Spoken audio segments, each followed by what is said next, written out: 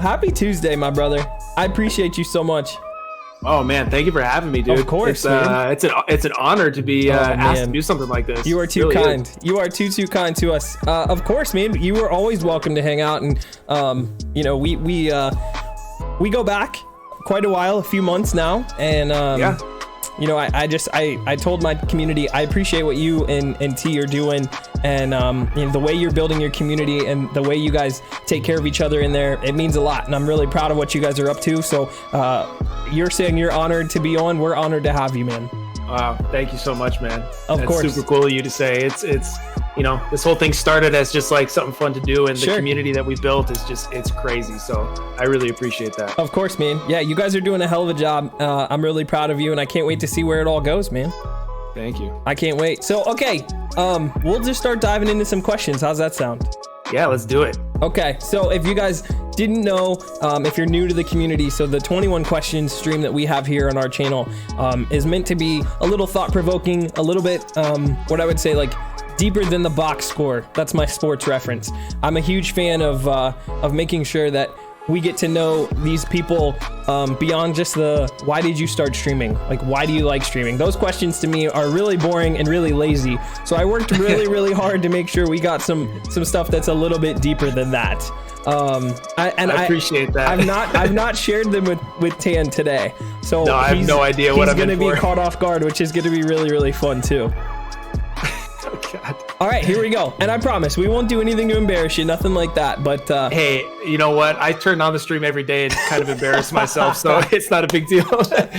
Yeah, I feel that. No, you're good, man. You're good. Okay, so let's just get in with the first one, right? We'll start with a couple softballs just to get to know you a little bit better. So pre-COVID, what was the last concert that you attended? Oh man, I know, right? It's been a hot minute. You know what? I've never been a huge concert goer. Okay. I think the last concert I went to, there's this thing in Seattle called Seattle Block Party. Oh. And it's up in a neighborhood called Capitol Hill, and they have tons and tons of different artists that go to that. And this would be years and years and years ago. And I got to see ASAP Rocky in concert, like probably a couple of years ago now, and I haven't even I think that was probably the last one. That's good. I'm not a good music guy. People always ask me, what's your favorite music? I'm like, I don't know, old school rock. Okay. Hey, hip hop. I was gonna say there's a lot of good stuff in that genre though. No shade, but sure. Yeah, and I know you're a big gym rat, so I'm sure you've got bumping playlists and stuff. So I wouldn't put you in the category of someone who doesn't like music or anything like that. Yeah, no, I definitely, it's not that I don't not like music. I don't actively seek out new music. Okay. If I hear something that I like and it just it catches me, then yeah, I'm into it. But I'm not the kind of guy that's scrolling through Spotify to find that new song that I really like. It's never been really my thing. Not been your thing. Hey, all good, man. I was gonna say that. That's what people like me are for, because that has been my thing for a long time. I know you. Yeah, I remember when I met you, you were like, I got this huge playlist of DMCA music that you can just have. I was like, okay, sick. Yeah. That's always been, for some reason, that's just something I've gravitated towards. But everybody has their thing, I know some people gravitate towards film, some people gravitate towards art. So, kind of along those same lines, do you have one of those things? Yeah, art is kind of my not hidden talent, but it's my unspoken talent that I don't really talk about much. I don't really bring up very much, but I love art. It's been in my family my entire life. My dad was an artist, my mom's an artist, my sister's an artist. So it just kind of rubbed off on me. So I really love art a lot. That's awesome.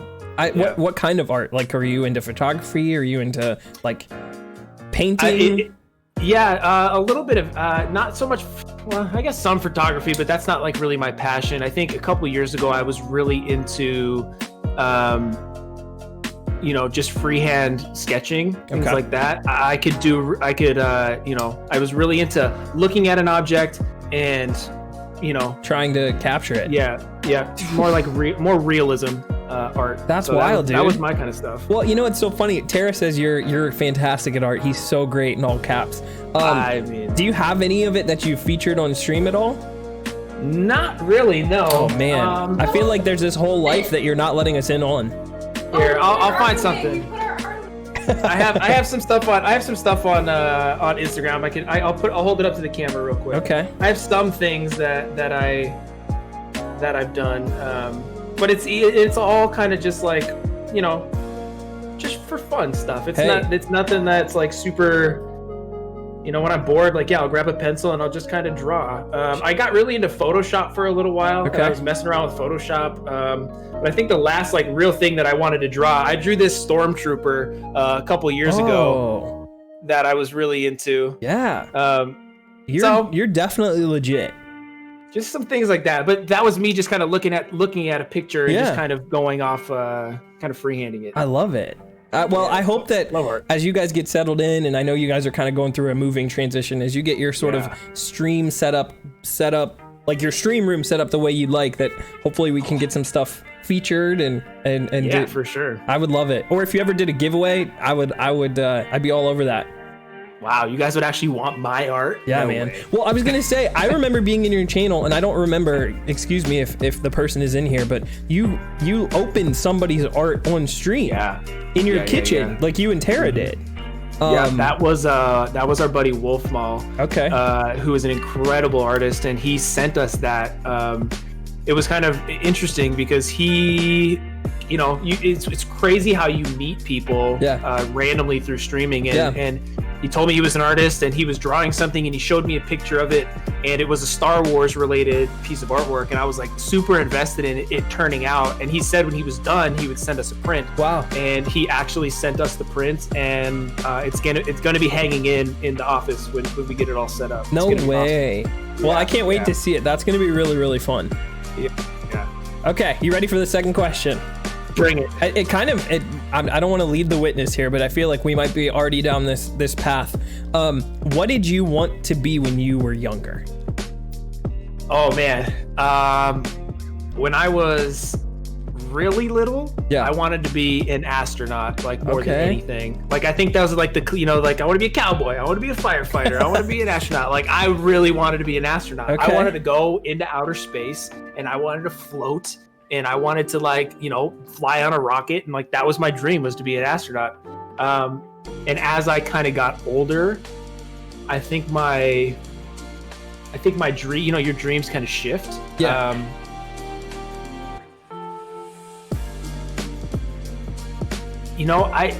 I never really had a super big preference on what I wanted to be.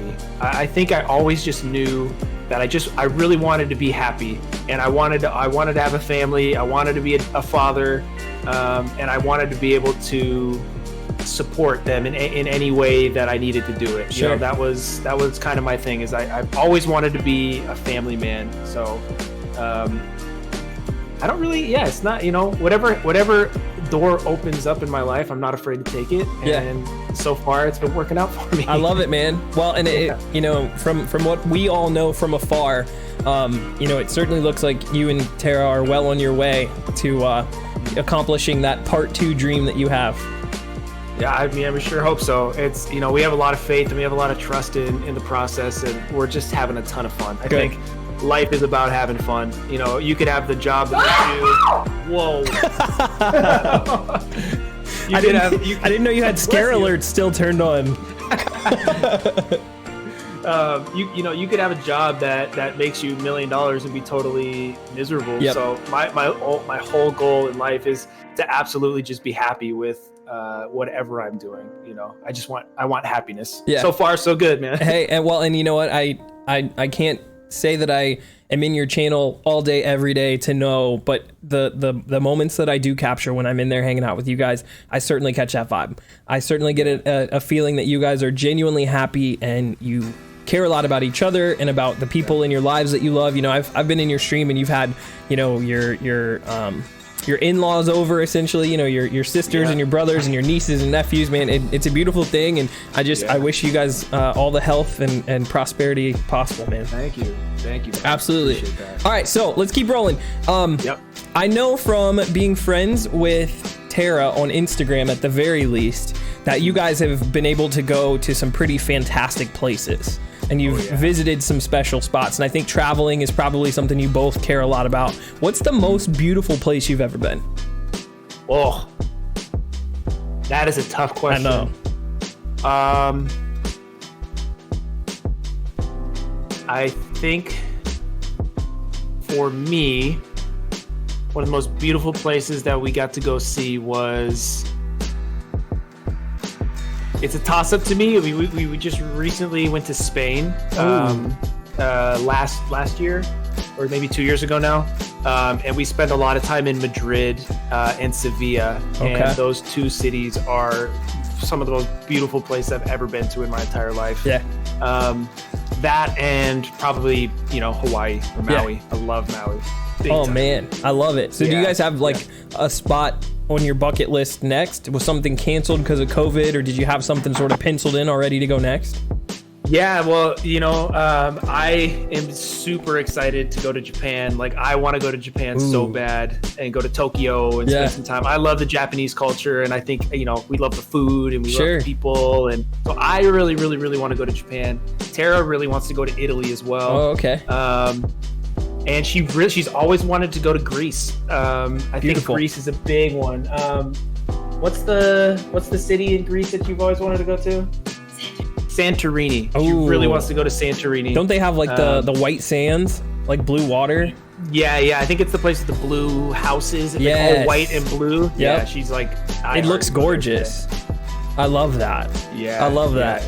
Italy would be really, really cool. I would be down for Italy, but I think my number one is Japan. Okay. I want to go to Japan. I've never been, at least that far. You know, I think the most exotic place I've ever been was Rio de Janeiro in Brazil, which was also gorgeous. But yeah, Japan would be pretty cool. That actually reminds me of something really nerdy on YouTube that I'll have to send you. I don't know, are you familiar with Microsoft Flight Simulator?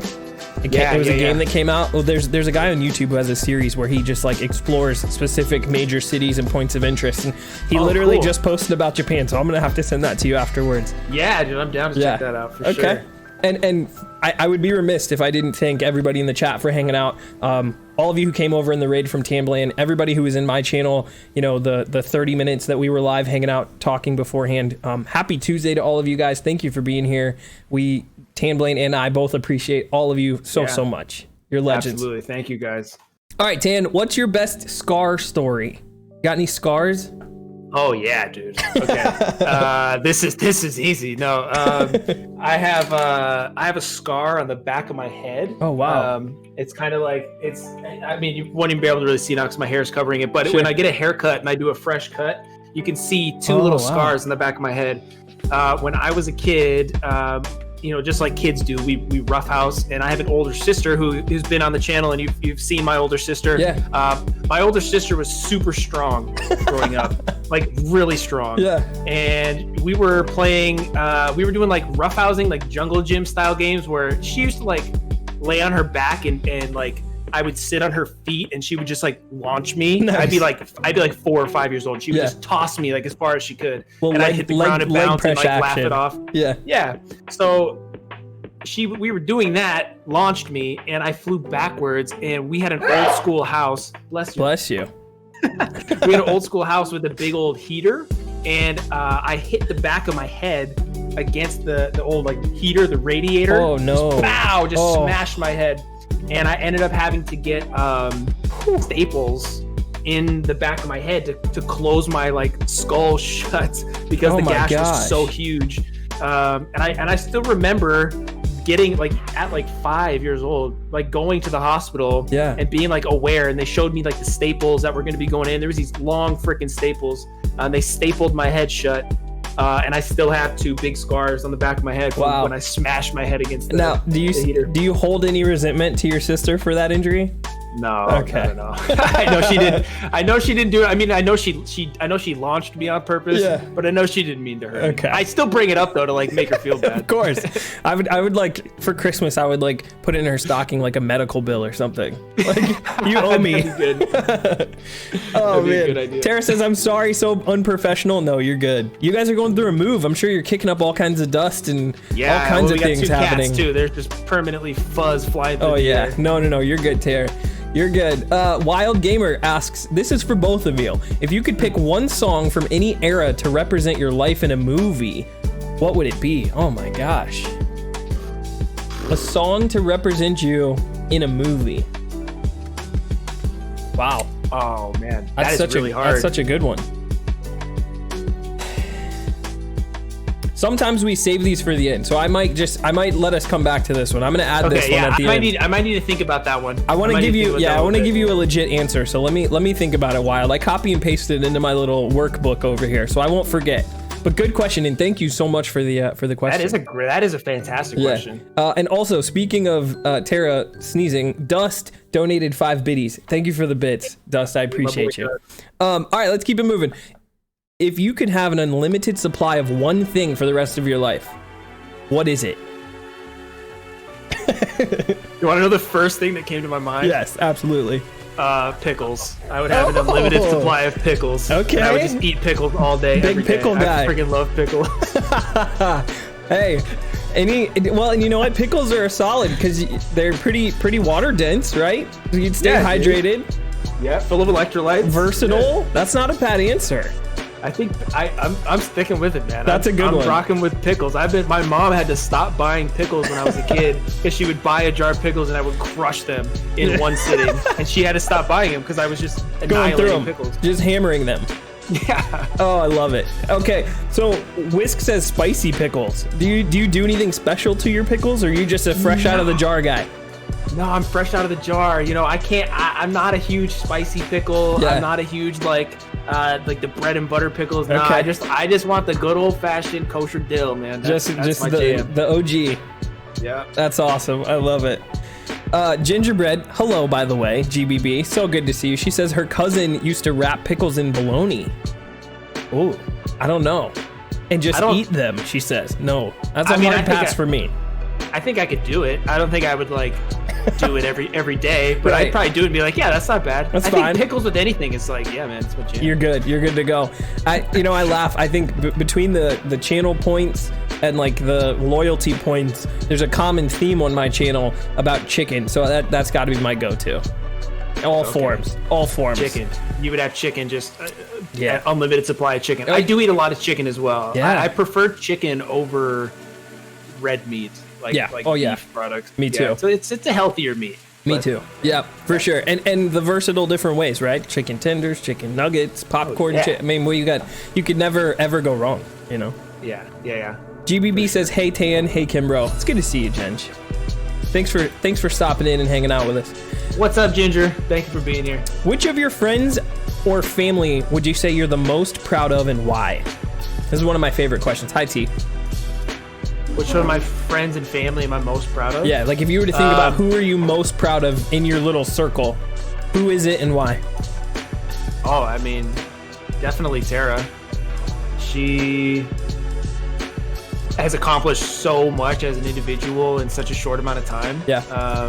She works harder than anybody I've ever met in my entire life. Yeah. She loves and supports so many people, like, so aggressively. Her love is so aggressive is what I say. Yeah. She's just always wanting to show love to so many people. She's just a total badass. Like, in everything she does, she's a complete savage.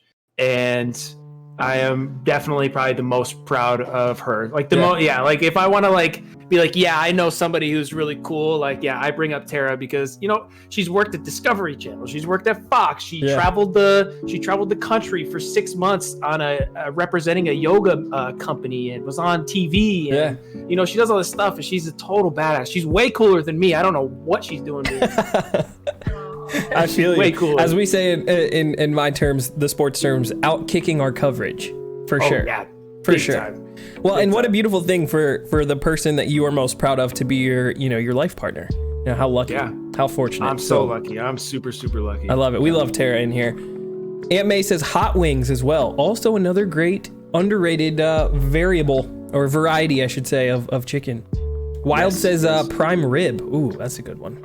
Ooh. Prime rib is a good one. Could go with a good, dude. A prime rib with that au jus, whatever that stuff's called. Yeah.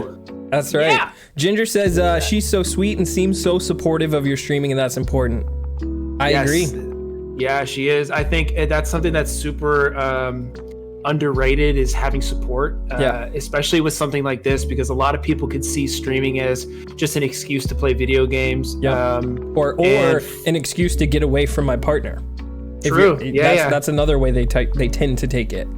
Yeah, and I think it's I'm fortunate that she has worked in TV and television and entertainment and production, that she kind of knows where that industry is headed, and it's headed a lot more towards live streaming. And she sees the value in what I'm doing, and it's pretty hard to not support when even she loves the people that we're meeting. She loves you, she loves Aunt May, and she loves all these people that we've met, and it's hard not to support that. Well, and it's so funny, like the same thing about Rita, like she's also very supportive and understanding and starting to really start to grasp, but to your point, beginning to fall in love with the people in the community as well. I think about Ginger. Rita's got gingerbread merch in our closet. Our friends, the Loin Moistener and the Moisten Loined, who are Ohio streamers, and she does like a Saturday night like conspiracy theory stream, and Rita will stop us watching Netflix and be like, "Oh, I got a notification, Liv is live." You know what I mean? And and that kind of stuff, which is really, really special stuff, and it's awesome, man. It's really awesome. And Jen, I see you in the chat. We'd be remiss if we didn't mention Slayer, your husband, and how supportive and incredibly kind he is. And it's a huge part. You said everything about it. I really can't add to it. It makes a big difference when you have it, and especially if you don't. So for sure. I feel I don't want to say I feel bad for certain people that they don't have the support, but man, is it underappreciated to not have that. If you don't have the support, it's really hard to succeed in life if you don't have support, right? Yeah. So if the person that is most important to you is supporting you, then you're going to do a lot better than if that person absolutely hated what you were doing. Absolutely. Yep, you're all over it. Speaking of, Slayer's in the chat, just like that, on cue. You love to see it. NCAA football. What a great name. What a great game. Jeez. RIP. I wish. Says, when you first started streaming, did you expect the success you had? What do you think, Tim? I would be lying if I didn't have a lot of confidence in what I was doing. The only reason why I started was because I believed. I have a lot of confidence, and I think that that's something important to carry with you every single day, is to emanate confidence and to be confident in everything that you're doing. Yep. Sometimes whether you really believe that or not, it's important to put that off. Bless you. Bless you. So there are days definitely where I feel maybe not as up to the task, but I've always believed that we could do it. And you know what? I'm still not, in my mind, I'm not succeeding. Sure. I'm doing okay, but I'm definitely not. I'm not ready to be like, yep, I can retire now. I've done it. Like, no, I'm grinding, man. Yeah. And I want to keep going. So that's the mindset. But yeah, I think and believe that this is something that I can definitely succeed at. Yeah. No, and you know what, I think everybody in here knows, if they've watched 2 minutes of your stream, they get that vibe. You know what I mean? And understanding who you are and your energy and like you said, the way you carry yourself, it's a huge piece of the puzzle, and it certainly comes off that way. So yeah, keep the recipe, whatever you've been doing, man, keep it up.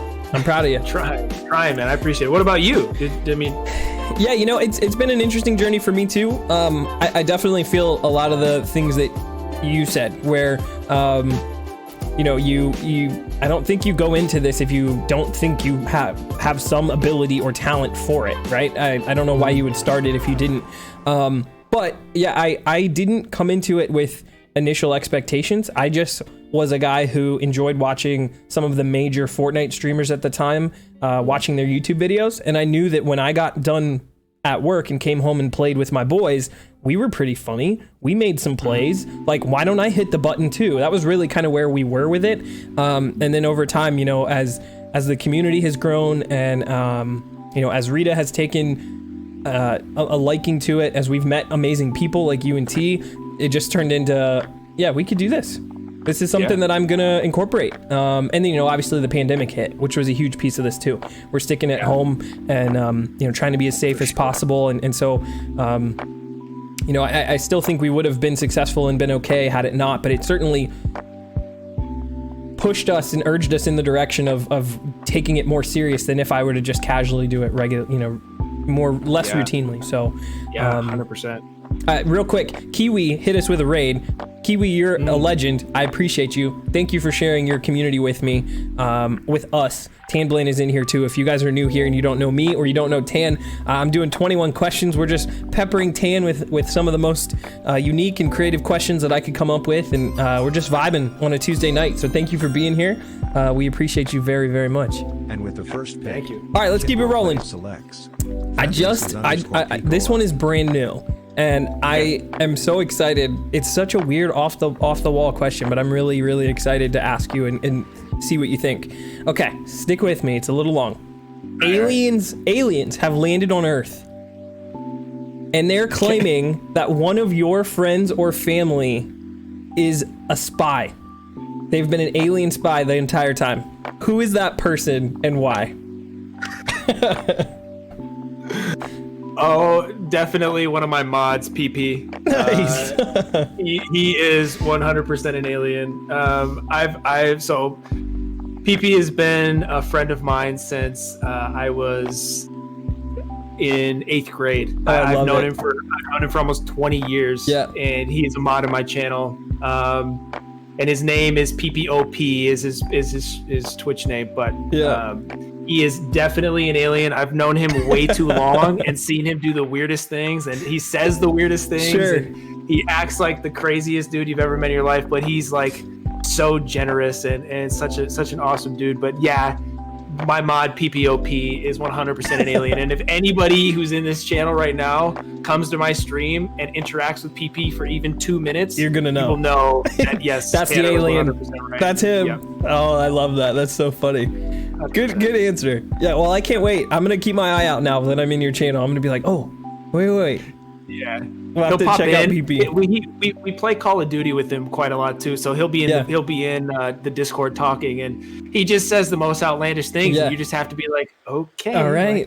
It's so funny you mentioned that. The best man in our wedding is a buddy of mine who I've known since my sophomore year of high school. We were roommates through college. We've been really, really close and best friends for a really long time. And he's that guy in the friend group who's the habitual line stepper, right? When you and your boys get on like a conversation and it kind of spirals and everybody kind of chimes in and one-ups each other, but like we get to that point where we really shouldn't say anything else. Like he just jumps off the top rope and lands. You know what I mean? He's that guy. So you need one of those. Though. You have to have those guys. You do. And I'm very lucky to have him as well. So that's really funny. This is for both of you guys. That was a great question, by the way. I like that one. Good. I'm glad. This says for both of you guys. What is one regret? What is one regret that you have and why? And what is your plan in the near future? Oh, one regret that I have and why.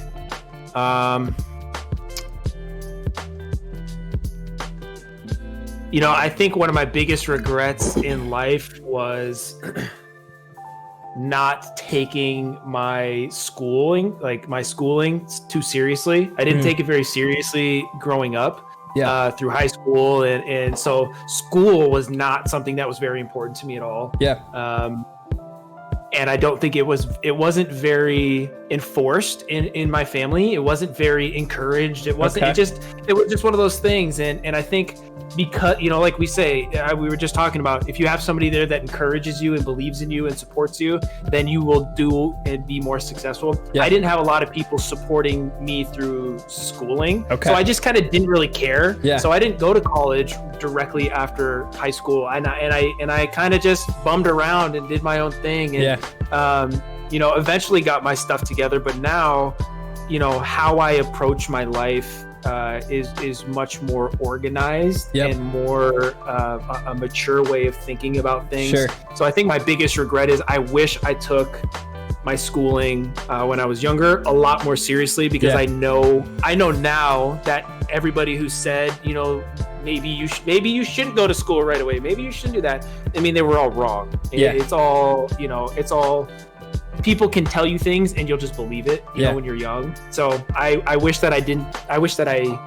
that's my biggest regret, is not taking school seriously enough. So that's a great answer. That's a really good answer. And, you know, I think for a lot of families, depending on where you came from and you know, sort of the dynamic that you have, you maybe, it's not necessarily pushed, or it's not necessarily prioritized. And, you know, there's so many different ways to skin a cat. There's so many different ways you can be successful in life. You know, you are clearly an example of, you don't necessarily have to take the traditional path to then, you know, figure out what you want to do and be successful down the line. So that's a beautiful thing. But it certainly makes life a lot easier if you do sort of keep things in a certain order, or you kind of develop those discipline skills earlier. That's for sure.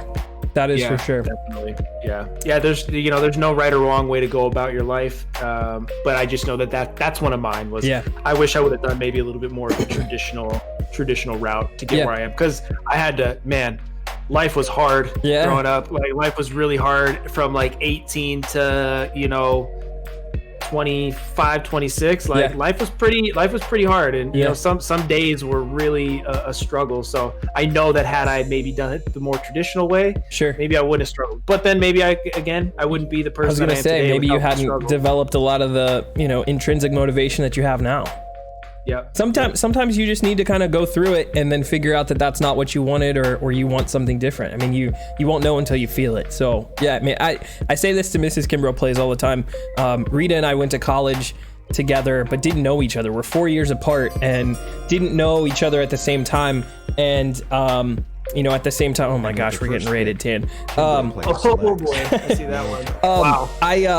I tell her all the time, whatever happened to you to bring you into my circle, I don't want you to regret. I don't want you to be like, we were on campus for years and years and we didn't hang out with each other.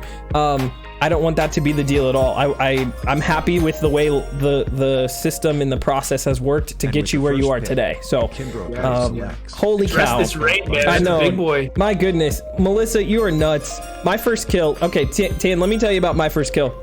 Melissa is a wonderful brand new Twitch streamer. I think she's only 3 months old, and she is, and I hope she's not mad at me for putting her business out there, but she's a recently divorced single mother of 2, absolutely killing it. And I couldn't be more proud of her and what she's doing to build a community for herself in her first 3-4 months. What a beast, man. That's awesome. She's absolutely killing it. Melissa, thank you so much for the raid. Thank you for bringing your wonderful community over to hang out with us. Everybody with the follows, I appreciate you guys so much. I'm a member of Melissa's community too. I love seeing you guys in there and showing her so much love. I've got Tan Blaine with me. Tan Blaine is an awesome Twitch streamer out in Seattle, Washington, and he's doing 21 questions with us tonight. So we are having a really good time. We're only 5 or 6 questions in, so stick around, saddle up, get ready to ask some questions to Tan Blaine as well, and let's get to know my friend a little bit better. Melissa, thank you so much again. I hope you had a wonderful stream. Thank you for all the follows. I'm putting Tan Blaine's link here in the chat as well. Make sure you go show him some love if you're coming over from the raid. I love you guys. Happy Tuesday. All right. I gotta say one thing real quick. Go ahead. I've seen a couple people in the chat now, because I got your chat pulled up, say go Hawks, and I gotta represent That's right. you know, my team here. So yeah, go That's Hawks. right. Even though we got killed by the Bills, but yeah, go Hawks. Man, yes, Ashley Lynn it was a little bit questionable for you guys over the weekend, but you know, It's bad.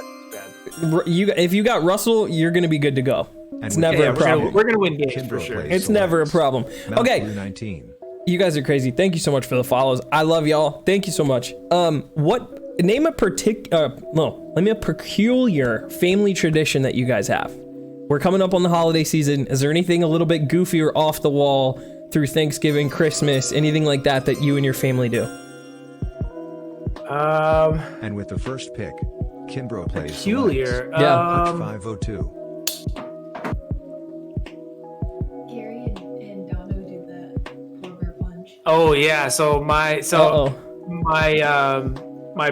soon-to-be brother-in-law and father-in-law, they do. You know what? I have not participated in this. Maybe this is going to make me sound like a total wimp. But like, I know what I want, and I know that this is not something I want to do. Sure. But they do this thing every single winter. Every single Christmas. Tara's family lives on a lake up here in Washington, and it gets really cold in the winter. And they do the polar bear plunge. It's not covered in ice, obviously, like some of our Canadian friends get up north. But they jump into the lake in like December, January. Oh no! And just do it just to do it. Nope. And I've never. They always like, Tan, are you gonna do it this year? I'm like, no, I'm not gonna do that. Absolutely not. Oh my gosh! Maybe now I need to start doing that because I realize saying this out loud that I am a total wimp for not doing it. You know, it's so funny. I love that you said that. There's a tradition in Columbus. If you go to Ohio State, if you're in Central Ohio or in the state of Ohio at all, And with the first pick, the Ohio State-Michigan Kimbroplays football selects rivalry is massive. It's a huge annual. The two states border each other. We do not like each other at all. And what's it called? What rivalry is it? Do they have a name for it? I don't They know. have like the Red River rivalry. Yeah, right. I don't think it has like a nickname as that, other than it was kind of known as the granddaddy of them all. Like it's one of those kinds of rivalries. Right, like it's just one of those where it's been massive for so long. Oh my gosh! And Dust is hitting us with a rate of 19. Dust, you're crazy. Dusty boy. Man, you guys are doing too much tonight, I swear. Thank you for all the love. But what I wanted to quickly say about it was the Ohio State-Michigan rivalry, the Thursday leading up to the Saturday game every single year up until a couple years ago, which I'll explain in a minute. Now, this game traditionally happens in mid to late November. Columbus is in the Midwest. It gets very cold, very snowy. And there's a tradition where every student, to get ready for the game, jumps in this like pond that's on campus, like in the heart of campus, called Mirror Lake. And it's like Mirror Lake night. So you're supposed to get blasted with your friends. You play like the fight song. You're like and the key is like you jump in with no clothes on, like underwear only, basically. So you've got all these people like basically just self-inflicting pneumonia into themselves. So many people get sick, don't they? They must. So there's 50,000 students on campus at Ohio State, to give you an idea of how big it is. Cow. I would say that over 50% of the population on campus would jump. And it's a long story. I didn't drink through college. And so I would go and watch, and people would be like, "Are you jumping?" And I'm like, you'd have to be so blitzed to want to jump into that dirty water. It's like a pond. It's a pond. It's like all muddy. It's freezing. And I was like, no, I would never do that unless I was drunk, and I don't drink, so I'm not doing it. So yeah, that's like I you feel gotta you. You gotta have that beer blanket on to be able to do something like that. Yes. Liquid courage, man. Oh Liquid my courage. gosh. Oh my gosh. All right, Dust, thank you so much for the raid. All of the people coming with the follows from either Melissa's community or Dust, I appreciate you guys. Happy Tuesday. We've got Tamblain in the building. He's doing 21 questions with me. We're having a really, really good time, and I just appreciate all of you guys spending your evenings with us. It means a lot. So welcome in. If you've got questions for us, let us know. We keep spamming Tamblain's Twitch link in the chat, so make sure you drop him a follow as well if you're in here. This is a good one. I'm really excited, and Tara might be able to tune in here. Tell us about a horrible fashion trend that you secretly love. Oh, God. I know, right? She said, "Tell us about a horrible fashion trend that we secretly love." Am I allowed to come on? Yeah, Absolutely. come say hi. Hey, T. Guys, hey, Kimbro, I've been sitting There and like kind of sadly like, observing from afar. No, you're sweet. You're always I try welcome. to like let him have this moment. I need my spotlight. That's right. No, you're good. So fashion trends? A bad terrible one. fashion trend that you I like secretly parachute pants, the high-waisted ones from like the 80s Oh. that have like they're like small on the ankle. Okay, like MC Hammer pants. Yeah. Yes, MC Hammer pants. MC Yep. Hammer Bingo. pants. Okay, That's a her, good so one. She'd love that. Okay. That's a good one. One of mine. Okay, do you remember? Oh God, do you remember when we were younger? I haven't asked actually how old you are. You don't need to tell me that. But so I'm 31. So I'm a little bit older. I know I look like a 21-year-old stallion, but I'm 31 years old. I turned 31 in March. Okay, all right. So I turned 31 in July. Okay. Do you remember the jeans that were so wide that they would go down and they would cover your foot as a kid? I do. They were like Lee pipes. Do you remember those? I remember a lot of people who listened to like Korn, like the band Korn, and sometimes they had like huge stitches, like huge square stitches out of them. Are they Junko jeans? Is that what they're called? Junko jeans. Oh my Hell yeah. God. Yes, dude. Yes, Absolutely. ICP jeans. That's it. Star-Lord's all over it. Yes, Insane Clown Posse. Like that's typically you had like one of those like weird chains that held your wallet on your belt loop, and you wore those jeans. Oh, that was gonna be my backup answer. Was the wallet with the chain attached to it? That was my other one. Yes. Oh my God, those are good. I was gonna say, this isn't a really good one, but because I don't know that these are like horrible fashion trends, they're kind of coming back. I was a huge fan of the oversized starter jackets, like the sports starter jackets. Those were I think those aren't even like horrible. Like people kind of like love those. They never stopped loving those, but that's kind of like my old fashion trend that I really love. 90s are coming back, man. They so are. like those, you're gonna see those jackets rocking around a lot more. Well, and I days. feel bad because like my mom has always kept all kinds of clothes of mine from back in the day, and I just was always like, no, just a garage sale it, donate it. Now I feel really bad. Some people I work with, a lady who I work with, her and her husband have an Etsy and an Instagram store where they go and search out 90s sports paraphernalia. Oh wow. Make sure it's in good condition and then refurbish it and sell it on eBay for like double, triple the price. Wow. So starter jackets and stuff like that. Like I was probably just scrolling on Instagram this weekend and saw some posts from them, and I was like, oh my God, I'd like how it's like saving baseball cards. How perfect would it have been now that it's come back around? Dude, if I had an old like retro Seahawks starter jacket, dude, I would wear that all the time. You'd be all set. Aunt May says 90s sports had all the heat. You're all over it. Yeah, Best stuff. Sure. Best stuff. They gotta bring back some retro jerseys and stuff like that. Those are my favorites. I do too, especially the NBA ones. NBA had some of the best jerseys in the 90s. Loved them. Star-Lord says, I want to bring back the wallet. The wallet? Please He wants do. the chain wallet? Please do. Oh, man. We'll let you start it. You let us know how it goes. Yeah. All right, so next question. We're going to keep on the sports topics for a little bit here. I got a couple good ones. If you had the chance to be in the Olympics, which sport would you compete in? Probably. Are we talking Summer Olympics, Winter Olympics, or Either one. Oh. Probably. Honestly, I'd probably do swimming. Ooh. If I could be like The full next Phelps. Michael Phelps. Yeah, the full Phelps treatment. Then I would do that. Yeah. He seemed like he had it pretty good, man. Yeah, no, he definitely did. I mean, obviously, with all of the gold medals that he was able to rack up. I mean, that or that's a good one. sprinting. I mean, I think like do like the 100 meter. Yeah. The reason why I say swimming is because there are so many different types of Olympic swimming events that you can compete in. That's but true. If you were like just shot put, like that's the only thing you got. You got one day of the event. Yeah, and you get to hang out the entire Olympics, right? Like, because the swimming stuff they kind of stack, but even the running stuff, if you do a couple of the sprint sports, they'll stack them up. But if you only compete in like you said, shot put or one single field event, you're one and done. That's a lot of pressure hanging on one spot. I would say for me, and I may be swayed slightly because this summer while we were in quarantine, I really, really, really loved watching the Last Dance documentary, the Michael Jordan documentary that came out. Yeah. It was so good. Yeah. I think I would love to be a bench warmer on the Olympic basketball team. Oh yeah. Just hang out at practice. Like, I don't really need to play.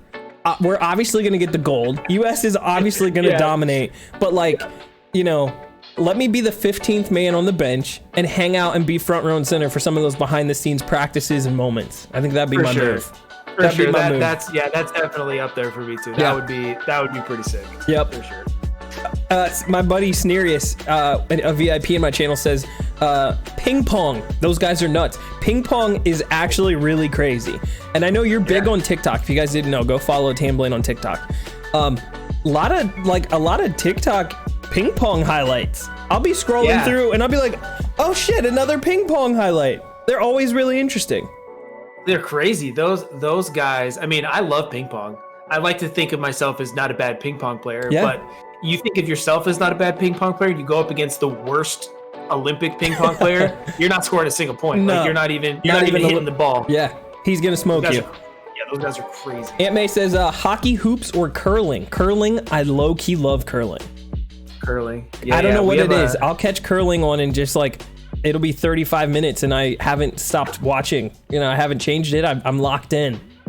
Yeah, I have a little investment into curling nowadays because one of our viewers and now friend in my channel is he's a curler, and I think he's like trying to do like Olympic curling, and he just moved. Cool. Yeah, he just moved from New York to Minnesota to like live out his dream as like a curler. So I'm like invested in that now. Now I'm like, hell yeah, curling, dude, for sure. Yeah, dude, that would be super fun. Aunt May says badminton is dope too. Can't lie. Love some badminton.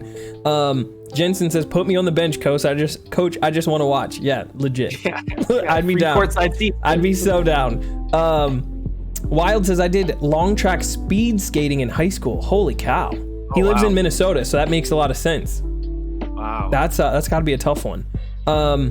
Jensen says, I'll go find you on TikTok. I need to dig myself out of whatever strange corner of TikTok I'm in. Yeah, that's a good call. Yeah. Definitely. If you find me on TikTok, you're just gonna find yourself in another weird corner. It's a different weird corner. Yeah, it's still weird. But I love it. Different. Tara wants to know wildest stream moment so far. Oh man. Wildest stream moment so far. Yeah. Other than like, you know, some really big raids happening. You know, I've been raided by a couple people that I really admire and look up to, and to me that's just wild because you know, you go in and you show some love and they reciprocate that and they throw it back at you. It's just like, holy cow, you know, when you get almost a 300 person raid and you're just like, what do I even do? Like, you know, and then that's wild to me. Or I think you showed the clip of me wearing the dress. Yeah, that was probably another. Really that's a good one. Wild moment. Yeah, that's a great answer. Yeah, I love the dress clip. That's definitely fun.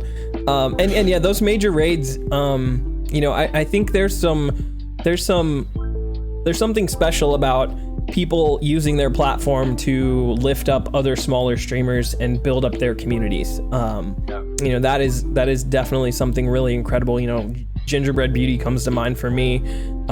Perfect Lioness comes to mind for me. Some ladies that, like you said, I look up to a lot and have brought their people over and just been really, really kind and warm. That's really dope. And I hope that at some point, if we ever reach that platform, that we'll continue to do the same thing. I know that you guys do a huge raid out every time you end your stream, and you know, we try to as well. And you know, it's just it's weird because I definitely feel like this whole little Twitch community it can get a little cliquey, it can get a little high school sometimes, but there's a lot of warmth and a lot of love also that I think maybe when you scroll through your Twitter feed and people are bitching and moaning, maybe you don't get a chance to see it. But when you are around and you get back to back raids, boom, you know. So yeah, that's true. The wildest thing, that's definitely up there for me. Those raids are a good example. I fell out of my old chair on stream once, which was pretty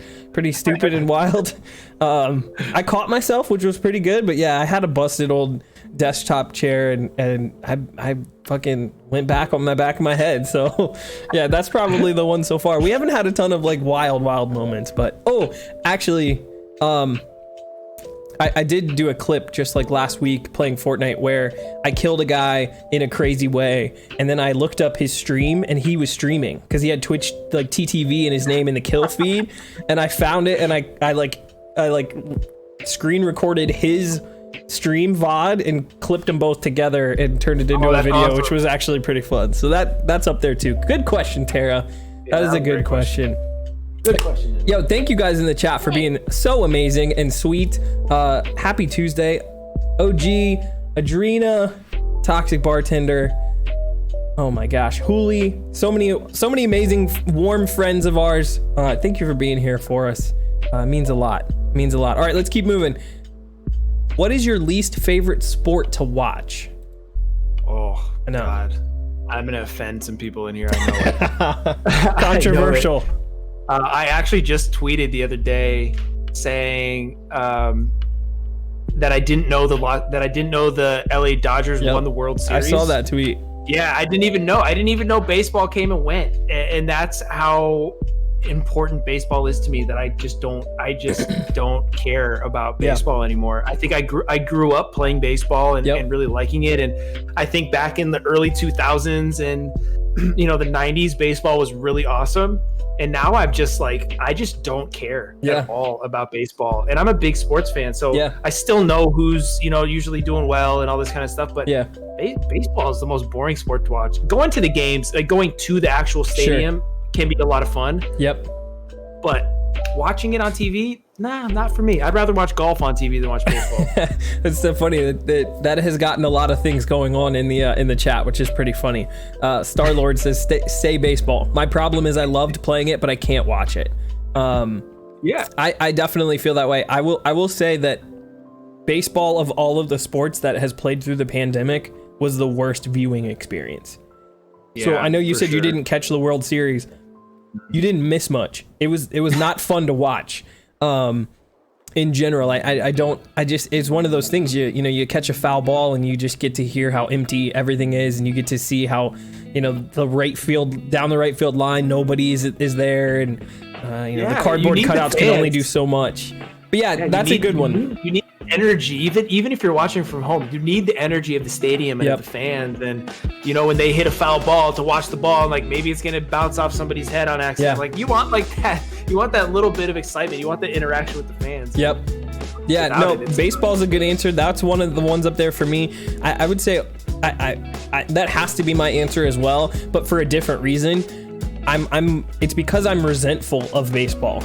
And right now, Major League Baseball and I are not on good terms. My Cleveland Indians are a small market team, and I am so over baseball's no salary cap. And the fact that a superstar stud, homegrown like Francisco Lindor, is going to walk and go to the Dodgers, the Yankees, or the Red Sox because we can't afford to keep him around because those teams can just offer him a larger contract, that just breaks my heart, and it really turns me off to baseball. So you add in the fact that it's boring and slow, and my team is getting shafted, I'm out.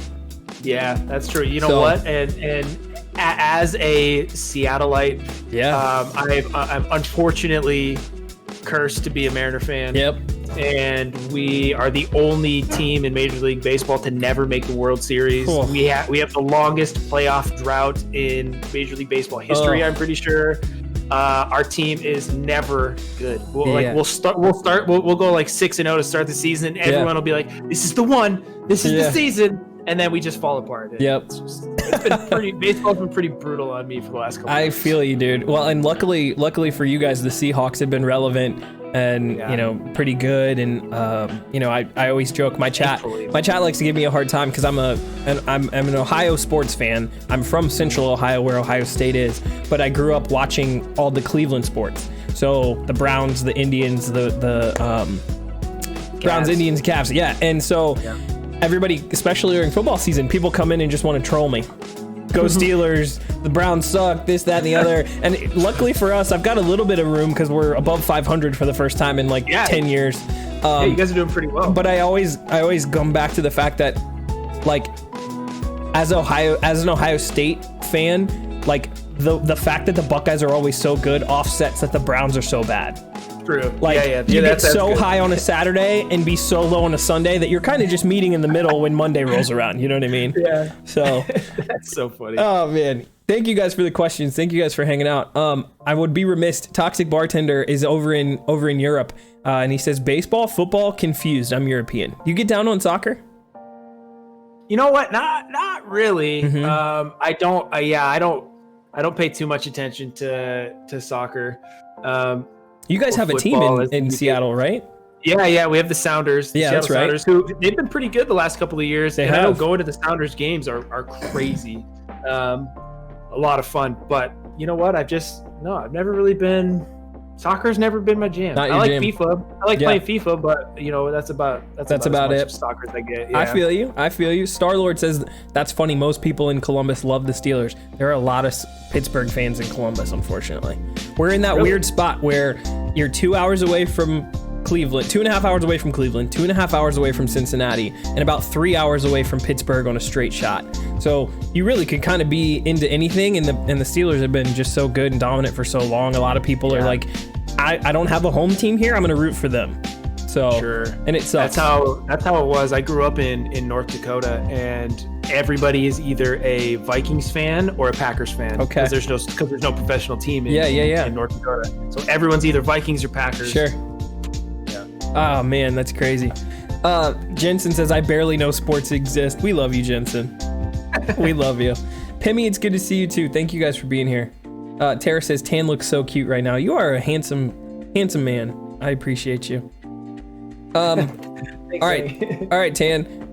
What reality TV show is like the funniest / your favorite? You guys get down on some trashy TV? Oh yeah, for sure.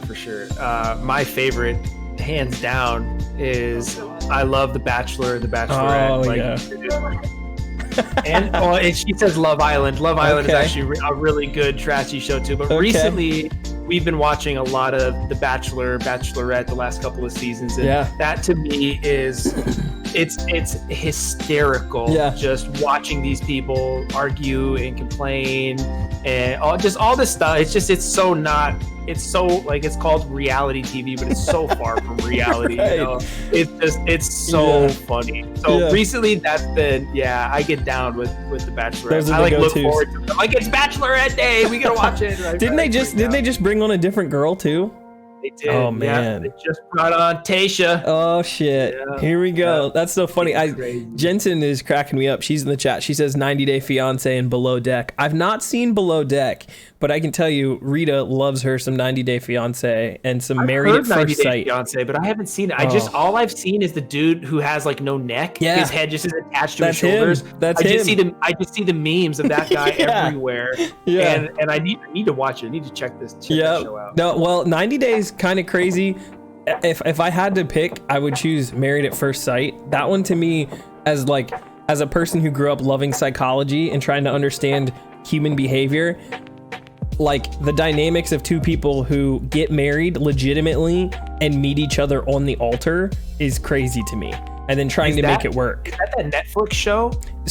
So it's originally, I think, on TLC, but Netflix took a season or two. There's 10 total seasons. And Okay. there's at least 1 or 2 on Netflix that you can watch. And I would highly suggest you guys, if you find time, post Bachelor, you could definitely figure it out. We'll have to check it out. I know that there was another type of show similar to that where they sit in these booths and all they can do is talk to each other. Is that And Love then is Blind? Love is Blind. I think that's Love is Blind. Okay, that's what I was thinking of. Yeah, which that one is show was a crazy little too. weird, too. Yeah, another really, really goofy, concept essentially. Jensen brings up a good point. I'm laughing that you guys are in here. GD's here, by the way. Hi, GD. We love you. Thanks for being here and hanging out. Jensen says there are 5 spinoffs of 90 Day. There's 90 Day the Other Way, 90 Day Original, 90 Happily Ever After. There is a ton of spinoffs. I will say this. I got to give 90 Day credit, though, because one of the most ingenious reality show moves, if we would call it, is 90 Day has a version of it called 90 Day Pillow Talk. And essentially, they'll play it's Tuesday night, it's 9 o'clock. they'll play the original like episode for that current season, and then the 30 minutes or an hour right after that, they have taken couples from their previous seasons and put a camera in their bedroom and are recording them reacting to the episode that all of us just watched. So it's like your favorite stars from previous seasons watching, you know, it makes you feel just like you're friends with them. And, you know, it's just a clever way to bring back some of your most popular members of the community. Absolutely. Like, production and producers are genius for thinking of some of these things, man. Crazy. You know, Jensen says it's like us watching it on stream and doing our own commentary. Let's do it. Rita loves it. That's her favorite. She absolutely loves it. Okay. Yo, Hurlinator, good to see you. Welcome in. Thank you guys for being here. Thank you for indulging us into these goofy questions. I appreciate you. Okay, we're down to the final 9 here, Tanblan. Name a movie that has had the most significant impact on your life and why. Oh, God. I know, that one's a little bit heavier than 90 Day Fiancé. God, I could go 2 directions here. Okay. I could go like, you know, where I get my sense of humor and why I am the person that I am today. I'm good with both. Let's do it. Okay, so Dumb and Dumber is one of my favorite movies of all time. So good. The Jim Carrey classic. The humor in it just is. I've been dying watching that movie since I was a little kid. Yeah. And I think my sense of humor and I think my personality is reflected perfectly within the movie in Dumb and Dumber. Yeah. So I think Dumb and Dumber has impacted me more than I probably, you know, want to admit. Sure. But Dumb and Dumber is like one of my favorite movies of all time. It's one of the funniest movies I've ever seen in my life. Absolutely classic. So I think that one for sure. But on a more like serious note, on a more like serious note, God, I'm just so not a serious person. Like, I just don't, you know, I Crime and Punishment? Pride and Prejudice. Nice. She's all about it. I think, dude, I mean, I gotta think. Yeah, Dumb and Dumber, man. That's the first movie that comes to mind. That's the one. That's my personality. That has shaped me into being just a goofy, carefree, silly person, and I love it, man. So I think for my answer, I love that. Dumb and Dumber is a classic. I mean, Jim Carrey. I mean, so many great quotes. So you're saying there's a chance. Samson. I mean, it's just such a legendary film, and Jim is just such an incredibly talented actor. And you know, I feel like I'm partially swayed because I just watched over the weekend the goofy Netflix Hubie Halloween, the new Adam Sandler, which was super stupid and kind of funny, but I actually was impressed because he's had some clunkers, but this one was actually really pretty good. And you know, I would have to say somebody like a movie like Happy Gilmore, Billy Madison, you know, some of those classics are up there for me, especially when it comes to you know, you think back on your time in school, and you know, a lot of the times you're making friends and you guys relate on those jokes, right? Like some of my best friends, we make those jokes, we relive those scenes, and that's how we bond. That's how we become closer friends. So they're definitely very, you know, the question asks most significant impact on your life. That's up there. That's up there. I would only add into some of the Will Smith films for me were huge. You know, I think about, you know, the Men in Black movies. I think about the Bad Boys movies, Independence Day. I mean, I'm a huge Will Smith fan. Even something like Hitch, like, you know, one of his later like romantic comedies. Hitch is fantastic. I will stop what I'm doing and turn on Hitch if I'm scrolling and it's on TBS, and it's on like every other weekend. So I watch Hitch a lot. He can do no wrong. Will Smith can do no wrong, man. So great. He's good at everything he does. Did you see they're coming out with like a drama spin-off of The Fresh Prince? No. Yeah. So like it was a couple years ago, this small producer documentary filmmaker put together essentially a trailer for what a 2020, I guess it was like 2017 or 2018 at the time, but like a modern day with like, you know, modern photography, not humor, more of a drama. What would it be like to have this experience that Will Smith had? And it was up on YouTube, and Vimeo. Went viral. Will came across it and then started working with the guys, and now they're going to turn it into an actual series. It was just a trailer, and now they're going to do it. Yeah, Will Smith has an official YouTube video, and he has a video up where he talks about it and sort of how, and I think they're going to use their production company. I don't know what platform it'll be released on and when they're going to do it, but yeah, they're working on something that's like a new school version of The Fresh Prince of Bel-Air that's darker, more dramatic, more serious, but should be really interesting. That's fascinating. You know what, when you think about the story of, you know, Will from, you know, Fresh Prince of Bel-Air, yeah, it's like it's kind of deep. Like, you know, he was such a goofy dude, but Absolutely. like it could definitely be portrayed in a way that it, like somebody coming from, you know, West Philadelphia, going to to Bel-Air and having to live a certain way, and you know. That, yeah, dude, wow. Yeah. That's actually a really good idea. Yeah, and I'll have to find it, and I'll send it to you when I find it, but like it even, you know, walks through a lot of the things like police brutality, you know, and you know, because he has run-ins with the law, and like him and Jazz get into some trouble, but yeah, they kind of put it through a lens of what current day would look like, and it's very interesting. It's very interesting. I hope they get it finished. It May says he thinks it's going to be a movie. It may very well be a movie. I just know that they were working on the project, which is actually pretty sweet. Jeez, wow, that's awesome. All right, let's keep it moving. I appreciate this. This has been so fun. Really good stuff. Name a particular skill that you would recommend everyone else learn.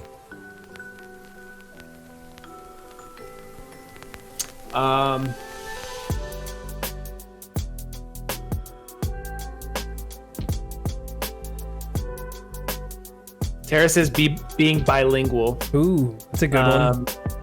I think I'm gonna go, you know, more even for the women too. I think everybody should know how to tie a tie. Oh, okay. I think everybody should know, even the ladies, because you may have a son someday that needs to learn how to tie a tie. I think tying a tie is a very, very useful skill that not a lot of people know how to do. It's definitely a dying skill. I feel like. I don't think everybody knows how to tie a tie. Yeah. And you know, I wore a tie every single day for 5 years. Yeah. And I think I ran into so many people that had no clue how to tie a tie. Yeah. And it's such a simple thing, can represent you professionally. And I think for even the ladies out there, you know, I find it really fascinating when a girl's like, oh, I can tie your tie for you. Yeah. Like, oh, that's cool. Yeah, no, that's a really, really good answer. I think you're all over it. I think it also is like, it helps with a certain mindset, right? Like if you understand how to tie a tie, there's a level of seriousness and professionalism that you automatically like have innately in you. You know, you'll have that skill and you'll be able to lean on it no matter what the situation. So that's a really good one. Jensen You never says, know when you're going to need it to tie a tie. You absolutely. never know. No, you're right. Jensen says moderate car fixes. Very solid. A second language, kind of to Tara's point. That's a really good one. I would have to say, and it's weird because technology is taking us further and further away from it. How about reading a map? Oh yeah, right. That's like just kind of understanding your cardinal directions and being able to interpret a map and know how to navigate yourself. For sure. Yeah, absolutely. That's one for me. Yeah, that's kind of interesting. Wild says home improvements. That's a good one. Yeah, little home improvements. Sure. We're not homeowners yet, but if and when we do, I'm in big trouble, man. I'm in big trouble. Me too, man. I'm not gonna be able to. You know, anything electrical? No, I don't mess with electricity, man. That's no chance. Dude, I'm gonna be outing myself here on stream, but I don't care. This is one of my like favorite / worst stories. Okay, so let me get my bearings. You guys can see behind me on the wall here. There's this little shelving unit situation. Rita just got these it's like 4 concentric squares that kind of fit into each other and make this like stacked shelving unit. Super simple, really easy instructions. 4 screws. Big huge wall. I've got one of those magnetic stud finders. And I'm zigzagging, trying to find studs. I find a couple, right? And I'm pretty sure because of a couple YouTube videos, I think, aren't they supposed to be spaced out like by 3 feet or I don't know. There's an amount of room between pillars of wood. Well, I don't know what happened. This is an exterior wall that kind of goes out into the apartment complex. And I think there may be some like special piping or something that goes through that wall. So they're not necessarily stacked up the way that they normally are. I go to, no magnet, we're good. I start putting this drill into the wall and it won't go. And I put a little more body weight on it and I'm standing on top of this couch, I'm leaning into it really hard. Next thing I know, the screw wiggles and gouges a huge hole in that wall. Just takes a fucking huge chunk out of it, like a bullet hole. And I like completely ruins the wall. And all I have, like, I'm like, I don't know. So we kind of adjust it and move it. And I find a spot where the screws will go in, and you can't see it on stream. But when we move, if I were to take a candle off of that little shelf, you'd see this huge gash in the wall that we just kind of cover up whenever we have people over. That's so just so funny. that you don't know. But that's, home improvement made me think. I was like, oh yeah, I'm going to be terrible at that when we actually own a place of our own. Yeah, dude. Not good. For sure. No, home improvement. I think that's an underrated one. I think having just being able to, use a screwdriver, find a stud. Yeah. It's just simple stuff. Check your tires. Just little stuff, man. Yeah, change a tire. Oh, that's another one. Everyone should know how to change a tire. Yeah, that's a good one. That's a really good one. We've got some lovely humans in the chat. Kayak is here. Kayla, we love you. She says, Tan, Blaine, Kimbro, Jensen, all of the people. Toxic Bartender, we appreciate you. Gas, we appreciate you. Aunt May, still here holding it down. GD, happy Tuesday to all of you lovely people. We appreciate you so much. Thank you for hanging out with us. Means a lot. Okay, last couple questions. You ready? Yes, sir. What is your I wish I started doing this earlier in my life wish? Oh. Do you have any of those? Streaming, man. Twitch. Streaming. Got to be Twitch. Twitch. I I've owned my channel. I've had this channel here. I don't know if I think everyone should have this.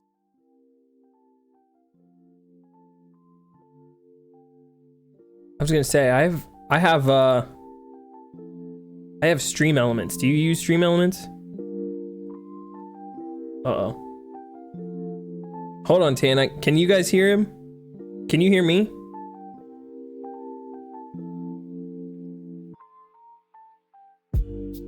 I'm trying to see if we can hear you.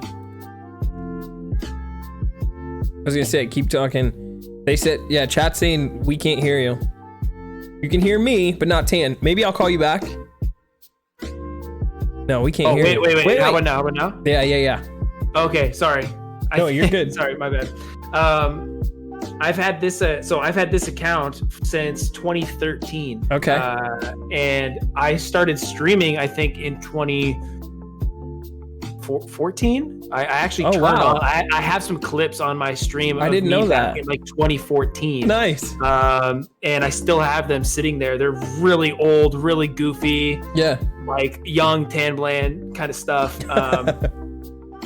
So I wish I would have stuck with it because, God knows the people that started back then had such a leg up to the people that are starting now, obviously, because it was just a different world. Yep. A lot of viewers back then was 200, 300 viewers. Like, damn, they got a lot of people. Yeah. Now 100 people in a stream, that's like, that's not that big of a deal anymore. Yep. So I wish that I would have started Twitch. I wish I would have started and stuck with it. But, I was a young, poor kid that, had to get a job and couldn't afford all the things needed. Yeah. So.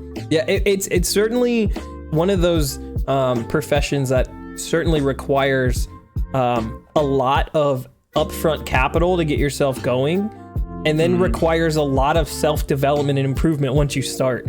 Like, I don't know about you, but I certainly didn't realize when we kind of got our feet off the ground that I would have to become a video editor. I would have to become an audio engineer. I would have to become learn photography. Like, there's just a lot of different elements that you don't, if you want to take it serious, if you want to do it for real, you have to kind of continually self-improve and learn how to do. It's crazy. For sure. Crazy. For sure. I think streaming in a nutshell sounds super easy, right? Like, you just turn on your camera and you play video games. Haha, it's super simple. Anybody could do it. It's like, there's a little bit more to it. Anybody can do it, but if you want to do it well, it definitely takes practice and a passion to want to learn it all. Absolutely. I think learning Premiere Pro and editing and all that stuff has been one of the most fun and unexpected things that I've started to do since we started this whole journey. 100%.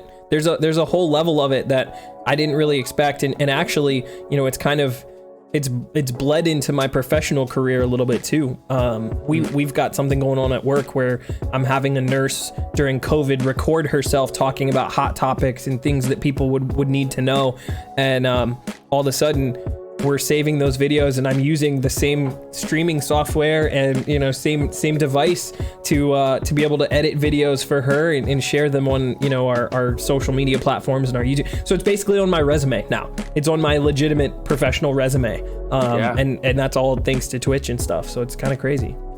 It's valuable skills, especially going from 2020 and beyond.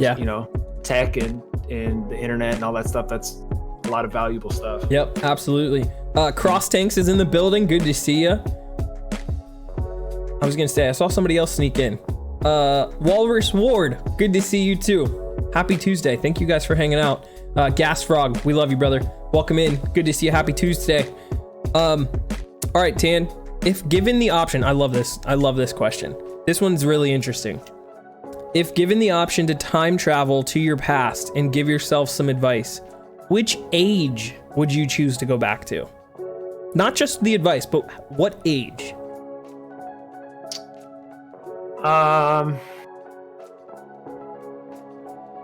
Probably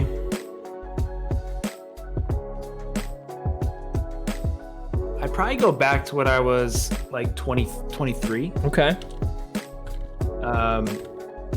I think because at that point in my life, a lot of decisions were being made that I could severely change, the outcome of where we are now. I think 23, 24, right around there. Oh, you're gonna get a cattail. 23, 24. Okay. I just had a lot going on that if I could go back and give myself a couple words of advice at that age, because I was so impressionable, I was so gullible, that I'd probably go back and I would give myself some career advice at that point. Yeah. That's a really good one.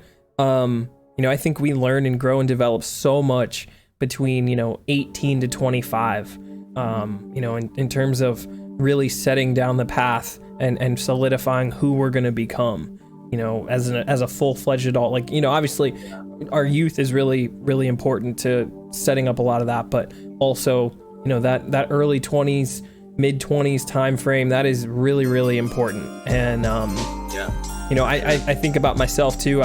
That's a really great time.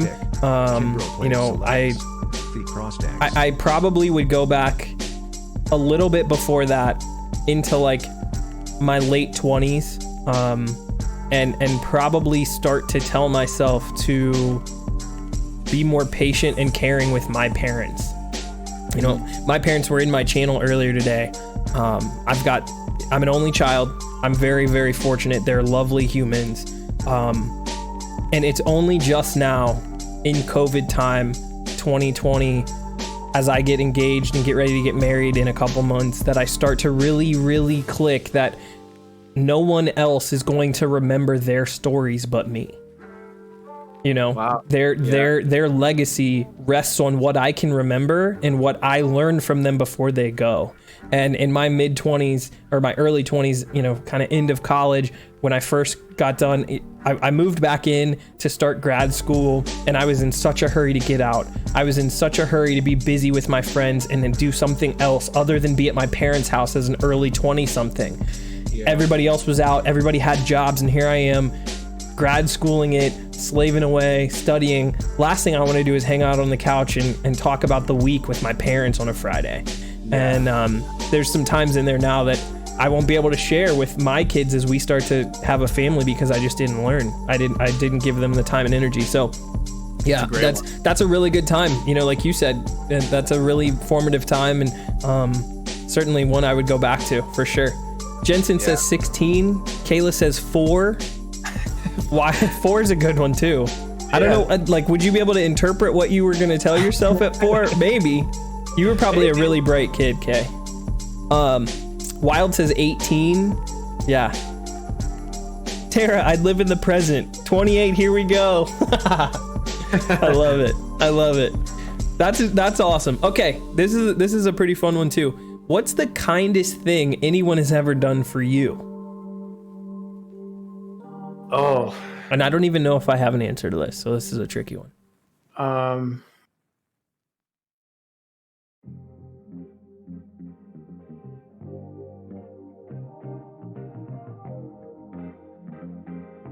Wow, that's a tough one. Mm-hmm.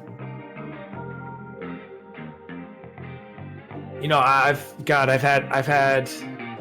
been so blessed with so many fortunate things that happened to me in my life, and it's all out of the goodwill of others, really. I think one of the nicest things that's ever happened to me, you know, you guys got a little bit of insight to when I was a kid, and I wasn't making the best decisions, and I wasn't going, you know, I didn't take school and that stuff too seriously. Yep. So when I was 18, I got kicked out of my house by my mom, and I was essentially homeless for a couple of months, and I was I was living in my car at 18 years old. I had no money. I had no job. I had nothing. I was handed a can of soup and said, good luck. And that was kind of it. And I had a very, very good friend of mine who told his parents about my situation, and his parents basically took me in and said, you can live with us until you get on your feet. Yeah. And you know, they were very strict, and they were very fair with what they wanted. And you know, they said, we're going to give you about 6 months. You're going to find a job, you're going to save money, and you're going to get enough money to get your own place. And they fed me, they basically took me in as part of their family, you know. And it was one of the nicest things that ever happened to me. I think it was extremely fortunate at that point in my life, because I was set up to fail at that point. You know, I was kicked out, I had nobody around me, and I had every opportunity to be, you know, a drug addict. I had every opportunity to be homeless forever. I had every opportunity to just kind of continue at rock bottom. And they took me in and kind of put my life trajectory on a different route. And Absolutely. I think it saved my life, really. Dude, that is incredible. That's an incredible story. And you know, kudos to them, man. That can't be easy to take in a grown adult man, you know, and feed him, and you know, like you said, change his trajectory and make sure he knows right from wrong and can at least get a chance, right? Because all you needed was really just a chance. Not many people really know that story. That's awesome, man. Thank you for sharing. It's not that I'm like ashamed to tell it, because I think that it helps identify exactly who I am. And you know, I've never had anything easy. My whole life just nothing has come easy for me. So humble beginnings. Yeah, I mean, it's, you know, and the most blessed thing I have in my entire life is my relationship with Tara, and she's helped me be proud and be confident in what I'm doing, when my whole life I was told to not be confident. And you can't do things. So that's awesome, man. Thank you for sharing that. I know that's a huge part of your puzzle, and you know, obviously something that is very emotional and emotionally charged, and you know, like you said, a part of the deep recesses of your story. So I appreciate you being able to share this with us here. And of course. You know, shout out to that family, your friend Tara, and everybody else who's helped you down your path. And you know, we're lucky that you didn't end up in a different path. We're lucky that we get to enjoy you now, and you know, be a part of you and your journey right now. Yeah, I feel every day is a blessing to me. That's why when anybody comes into my channel, they ask me how I'm doing. Oh my God, it's been so much worse. I'm doing so good. You know what I mean? I'm thriving, I'm baby. So good. Yeah. Yep. No, I feel that. I feel that for sure. I I'm not even gonna touch that one. I'm gonna let that one marinate. I'm not gonna throw my 2 cents in there. I don't have anything close to that story, and I think that one deserves the space. I appreciate you sharing. Thank you, man. Yeah, of course. My Okay, pleasure. a little bit lighter. What is one food you never understood that, like, why did everyone else like it?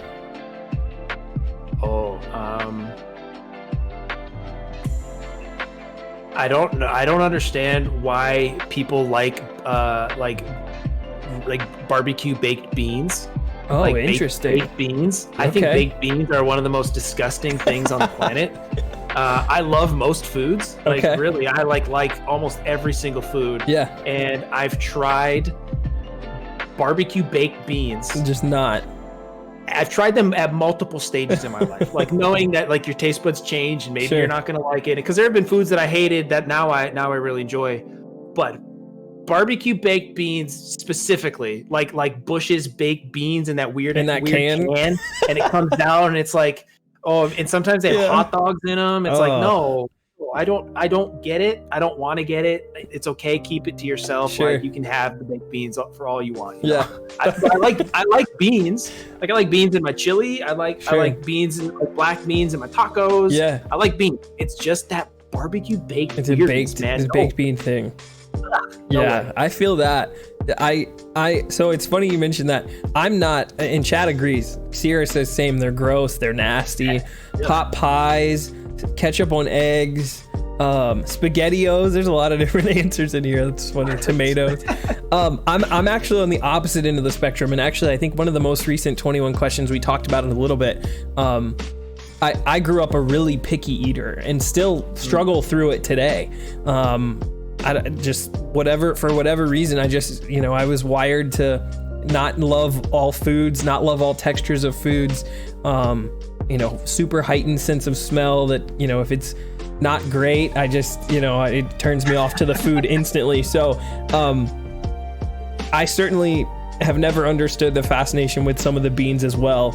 And I would just add, mine is probably Zebrafish, thank you for the raid, you legend. Holy cow. I would just say probably for me something like really exotic, like a sushi, like something like that. That would probably just overwhelm my sensory experience, whether it be the taste and the taste, temperature, smell. I mean, because you're getting it all in sushi, and that's funny because Mrs. Kimbroplays is a registered dietitian and loves all food. She's a big foodie, and she has designated friends that she hangs out with because they have taste bud food things that are like still much better than mine. So she has like a friend that she goes to like Chinese with. She has a friend that she gets like certain things. Yeah, it's pretty funny. So yeah, mine would have to be sushi. I'm a huge sushi fan. I was gonna say, out in Seattle, you guys get a lot of fresh fish. Oh, we get very good sushi. Yeah. Tara could eat sushi every single night If she wanted to. Yeah. Yeah, and we get really good sushi up here. It's so. not a knock. Like it's more me. I know that the majority, like a lot of people love sushi. So it's definitely a me thing. Fish, or do you eat fish at all? I'm not a fish guy, man. I just never have okay. been. And it's weird because my dad is a huge fish guy. He loves fried fish. He'll salmon grill or it. anything Yeah, he's like a big that. fish guy. I kind of stay in my chicken lane, my pork. Just stay kind of in that little zone, and just try not to disrupt too many things. That's so funny. Zebrafish with That's the fair. rate of 6. I appreciate you. I think sushi can be kind of right. Like it's on the fence for a lot of people. with Some the people, first it's pick, like it's in the Kimbroplays extreme. You either selects freaking really love sushi, or you're like, hell no, I'm Yeah. not touching it. One or the other. I think too, for me, one of the hard parts is I'm not great with foods that can be unpredictable depending on where it comes from. So like, Sure. I think one of the reasons I liked chicken so much was because no matter where I went, it's really hard to fuck it up. And the last thing I want to have is like a bad food experience when you're already a picky eater. So I just kind of like gravitated and stayed over here because it was nice and safe in my little bubble. Yeah, Just funny. that's how I feel about tacos. Like I love tacos. I can eat Mexican food every day for the rest of my life. I love it. Yeah. It's hard to mess up a taco. Like Yeah. it's hard to mess up a burrito. It's hard to mess one of those things up. So pretty much anywhere you go, if you want tacos, Sure. you go somewhere, it's gonna be good. You know what Yeah. I mean? Like the taco's a taco. Yeah, that's a good call. That's a safe one. That's and why I also like tacos, because they're nice and safe. I feel that. I gotta shout out a couple people. Brockstar, thank you for being here. Sure. It's good to see you, buddy. Brockstar's a really cool Apex streamer. He's a tattoo artist. He's a father. And with We the love first Brockstar. pick, He's been following me Kimbroplays since the selects. beginning, since our It's humble _breezy beginnings on _ on PlayStation, just streaming without a camera, early days. So thank you for being here, Brockstar. I hope you and the missus are doing well. Kayak says, I like a lot of weird food combinations because I had to fend for myself as a kid, so I threw whatever together because I didn't know better at that age, and some of them stuck with me. For example, I like scrambled eggs with mustard. Okay, Interesting. just whatever you could scrounge together. Yo, mad respect to you, Kay. I appreciate that. Zebrafish with the Survivor rate right of 6. there. I know, for real. Zebrafish, thank you with the rate of 6. I appreciate you. Thank you for bringing over your wonderful community with us. I'm hanging out doing 21 questions with Tanbland. We got a handful of questions left, so we're just kind of wrapping up. But thank you for choosing us to raid and spend some time with. Make sure you drop follows on Tanbland as well. His Twitch is linked in the chat. And I appreciate you guys being here. Happy Tuesday. Hooli says sushi is delicious. He. Yeah, like I said, I know a lot of people love some sushi, man. That is for real. Stinky Flaps with the follow. What a great name. You just gotta love to see it. Breezy Girl with the follow as well. Love ya. The Moisten Loin, we were talking about you earlier, sis. It's good to see you. Thank you for lurking. Thank you for hanging out with us. Kayak says she could eat sushi forever. Zebrafish says, anytime, dude, these 21 questions are great. And Keese is in the building. It's good to see you. Thank you guys for being here. You guys make us feel loved, man. This is a ton of fun, man. This is a ton of fun. You're as anybody. I mean, I'm sure you've got this before. Yes, we've all You're been really saying, I've been saying it this whole time. what? That he's really good at this. Yes. Yeah, you're really good at this. Like your delivery, like, dude, you. Thank you, man. You got it going, man. This is good. Thank you. I appreciate it. Yeah, it is a lot of fun. I was just talking to somebody about it just really recently. Maybe it was even GD. I think part of your Twitch journey is finding finding what your strengths are and then leaning hard into those. And I think at some point down the line in this journey, I realized that, my only child extroverted gift of gab might come in handy if I started to bring in some of my closest friends on Twitch and like I said, go beyond the normal, why do you like streaming? What did you get into this for? So, I appreciate your willingness to be on. I appreciate you guys being in the chat and listening. I also have to give a shout out. I love, have you seen it on YouTube? The interview session called Hot Ones. You seen those before? Yeah, I love Sean. Sure. I think Sean is a wonderful interviewer, and he's amazing. He's so good, and I'm not saying at all like we're anywhere near that, but as far as like content creator, multimedia people that I look up to, Sean is one of those kinds of people. So if we can just kind of pick and learn little tidbits off of him, I would love to do that. So yeah, that's a lot of how the growth is, right? It's taking, we said this, I did a lot of sales growing up, and when somebody has a sales pitch that works, you don't rip the whole thing, sure, but you take bits and pieces from what works. So if you find somebody that you really enjoy, even with streaming, you find somebody that you find entertaining, don't rip off their entire stream. You can take bits and pieces from what they do and apply it to your own stuff. Absolutely. So that's how you grow. Yeah, man. Sure. Yep. So I appreciate you being willing to come on, man. It's kind of funny because I will say this about it, and Sierra shares this in the chat. You're here. There's been a couple of people we've had on. My friend Risk TV comes to mind. As a small streamer, asking somebody else to come on to your show, I don't want it to feel like clout chasing. I don't want that to be the way that it makes people feel when they come into our channel like this. So I appreciate your willingness to be able to be like, yeah, man, I'll come over, whatever you need. Because that's not really what it's about for me. It really is about my community starting to get to know other great streamers the way that I get to know them when I come to their channel, and then hopefully getting to know. I like talking to people. I like getting to know people on a different level, a deeper level. So it's really that. It's really those two elements that really get me going. It's not, ooh, who can I bring on that can raid me with a bunch of viewers? And it's not that at all. So I just hope that people, when they come here and they hang out, or if I ask them, that they don't get that sense. Yeah, no, not at all. I think we've, you and I have built a rapport over the last handful of months together, and I do anything for my friends. That's just how I feel the same way, man. I feel the same way.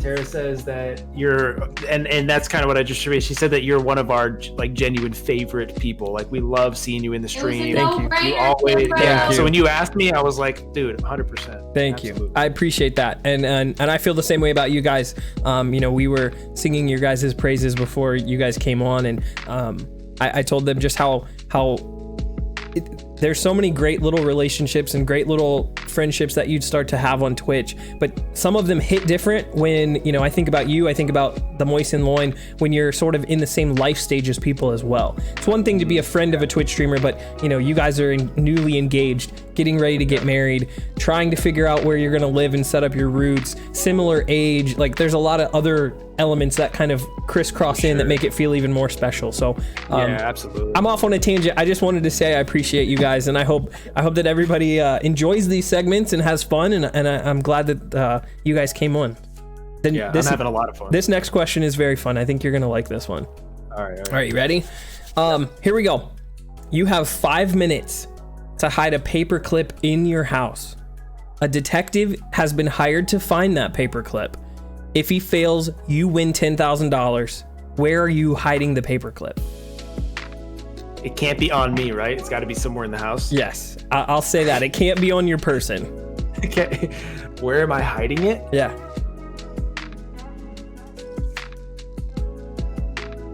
I think I would probably try and coerce my cat to eat it, and then they would poop it out eventually, and then I would win the money. That's not bad. I mean, if it's 10K, nothing, right? That was my first thought with myself. I was like, I'm just gonna swallow the paper. I'll just They're never take gonna it. find it. Or I would maybe hide it in like.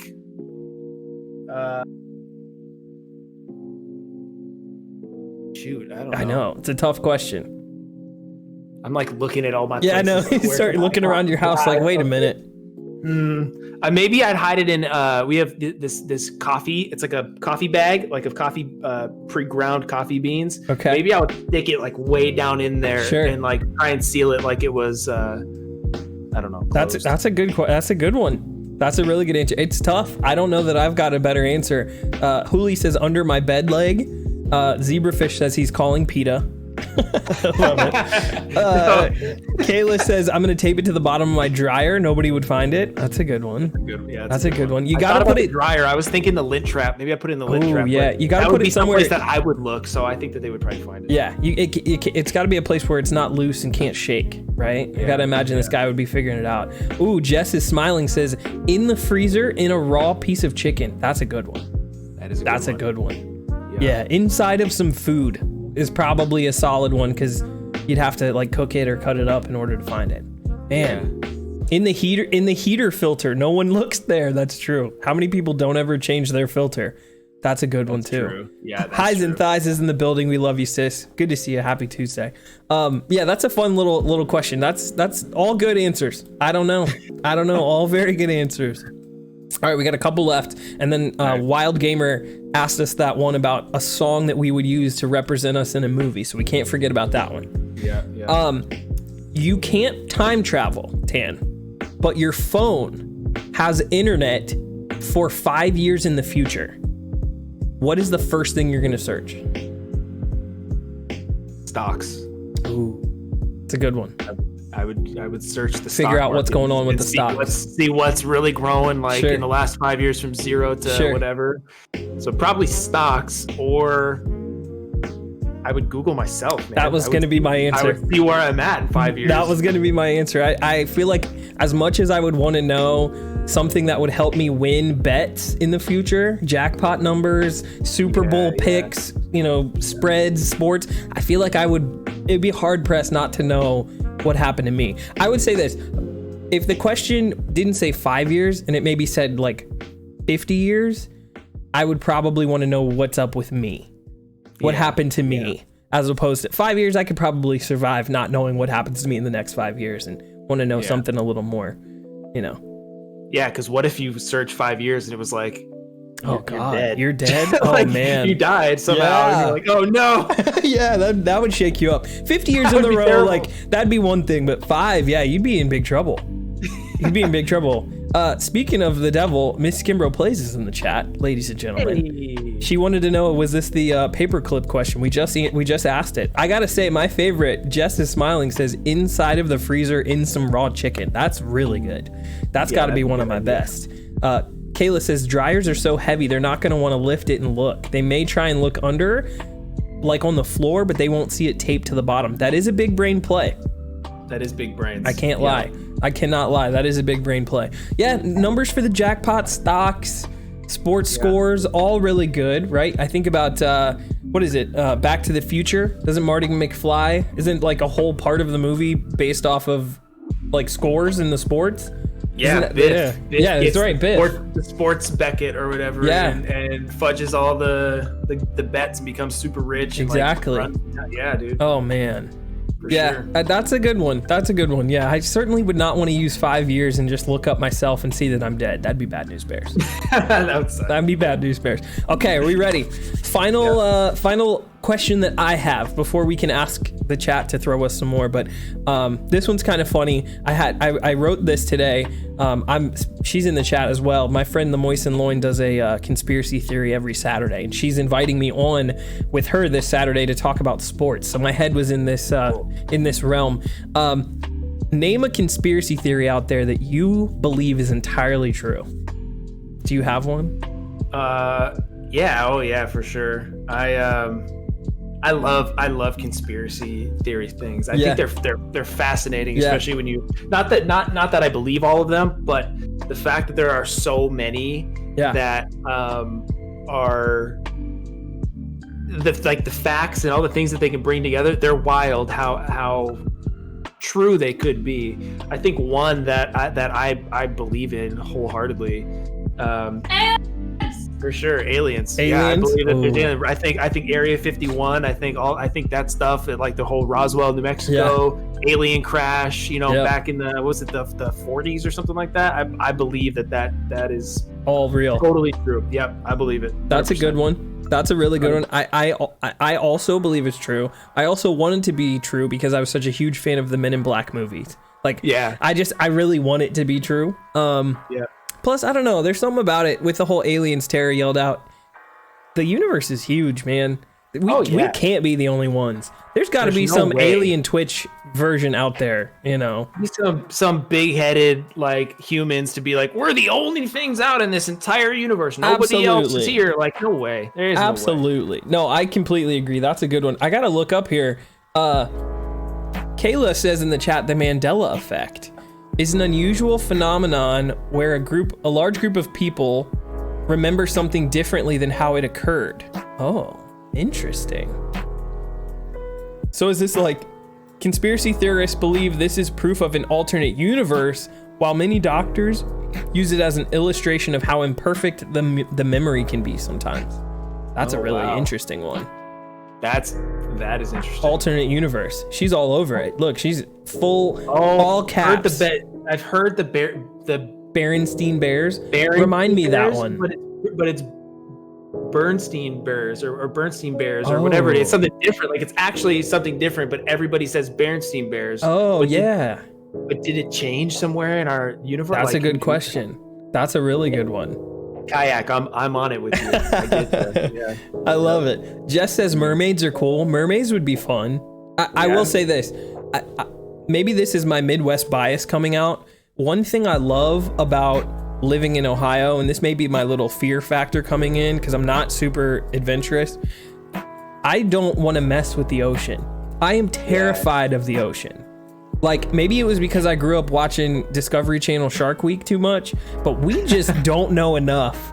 And those bad boys, who knows what could still be floating around eating things up. For sure. Well, and the fact that we've only explored like 10% of Yeah. the ocean or something like that. Yeah. That's pretty wild. Yep. And I didn't they say that giant squid were a myth and they're And then we proven to found be them? real? Like they're real. Like they're not a Absolutely. myth. They're actually real. So who knows what is in the ocean, man, for Yeah. sure. We might have some what were they called in Pacific Rim?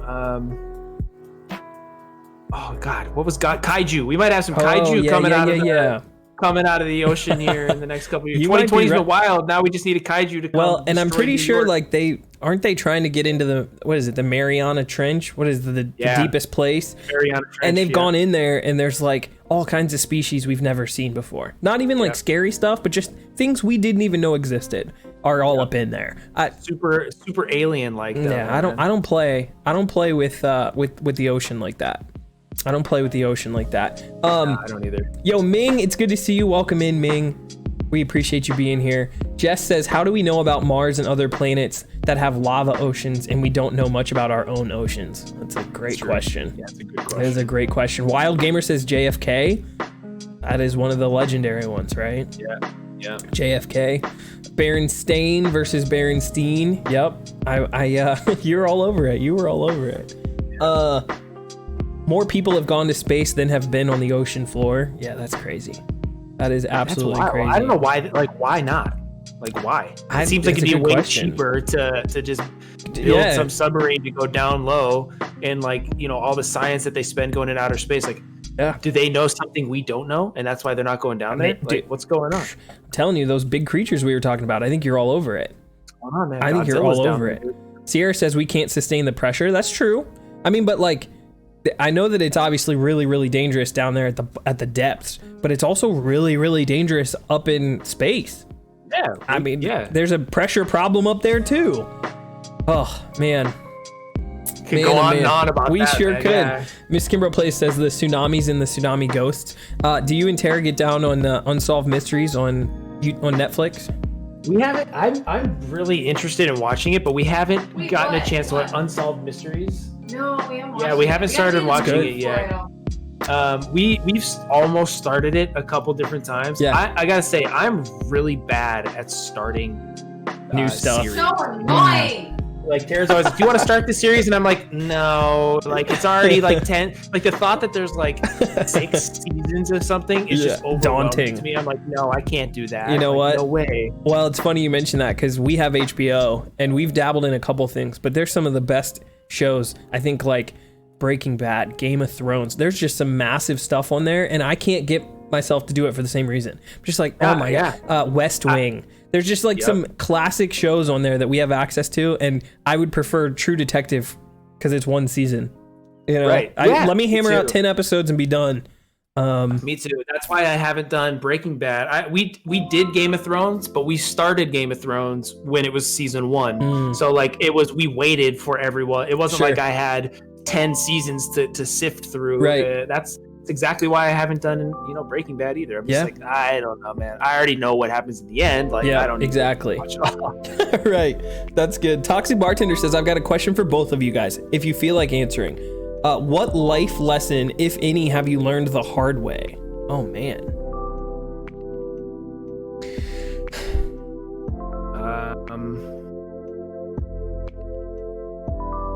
Life lessons. I would probably say, and I don't really have this isn't a great answer, but I certainly too came from a lower middle class family. Neither of my parents went to college. Just all of the things about money, all the things that you don't know about wealth when no one is there to teach you. The public schools you go to don't teach you. Something as simple as right out of college, I needed a car. The car I had from high school was breaking down, and the car that I went out and signed on my own was a used car, and I didn't really understand how loans worked. I didn't understand interest, and so within 2 years, I had a car that I owed more than it was worth. I was upside down on my car loan, like that. I had 3 more years left on it, but I was already upside down on it. just I would say stuff about that stuff, credit card debts, things that you don't know inherently, and unless you come from either a certain level of privilege or opportunity, or just are innately sort of geared towards those things. If you're just a common everyday person, you probably don't know how to handle your finances. So that's definitely a hard life lesson for me. I think one for me was, I think for everybody, I think this is a life lesson that you will learn at some point, no matter what. It's, the truth will set you free. Being honest and telling the truth is the best thing you can do for your life. That is a life lesson. Just be honest, don't lie, tell the truth. Holding things in is not a good way to go about things. Just because you don't say anything doesn't mean that you're not being honest. I think being an honest, trustworthy person is one of the best life lessons I've ever learned. When I was younger, made a lot of mistakes, did a lot of stupid things, didn't necessarily lie about things, but didn't necessarily talk about things. Sure. So I was like, I'm not lying because I didn't even say anything. Just withholding information. Yeah. And I think the truth will set you free, and that is the biggest life lesson that it's a great one that I've learned throughout my years. Love it. That's a great answer. I appreciate that. Super Junior, what movie would you guys go back as a child, and what is something you regret as a child up until now? Oh man, movie. Wait, what? Say the question again. What movie would you guys go back as a child? I don't know. Super might have to ask it again because it's not 100%. Like rewatch as a child or something. I'll interpret it as that. And then, what is something you regret from your childhood up until now? What movie would I go back and watch? I'd probably go re-experience the Star Wars saga all over again. That's great. That's a really good one. Yeah, as a kid, because that just, man, that took me by storm. Yeah, as a kid. Yep. No, that's really good. I love the Star Wars stuff. Gosh, I would say, man. So I would actually go back and probably relive some of the Disney Channel movies. Oh yeah. Right? Like how informative and how useful those were. Like I think about one of my favorites forever was Team Pup and Suds. Oh, Brink, man. Brink. Yeah. Loved Andy Brink, man. Brinker, dude. Yes. Oh my God, dude. Just stuff like that. I would go back and just relive sort of that, because there was just you were just lost in such a fun part of your life where you could just kind of, transport yourself into some of those stories and be a part of some of those characters' lives on a different level than I do now. Like I think about some of the stuff now, and I watch a lot of dramas and harder stuff that's more serious, and just the goofiness of a Brink, so good, so fun, so fun. What about you? I remember Johnny Tsunami was also one that just got me going, man. I loved the snowboard, the surf, the snowboard. I was like, hell yeah. He was so cool. Tsunami. He was so cool. It was awesome. Yeah. It was absolutely awesome. Those are good. What was the other part of the question? What is something you regret from your childhood? I think not having confidence in myself athletically as a kid. I think sports is very mental, and I've been an athlete my whole life, but I just didn't have the confidence to really put myself out there as an athlete even more. And I started to blossom as an athlete in my teens, but I think as a kid, I could have been I think I could have set myself up better in my high school years if I was more confident as an athlete when I was a kid. So confidence, I think, was my biggest thing that I regretted as a kid. That's a really good one.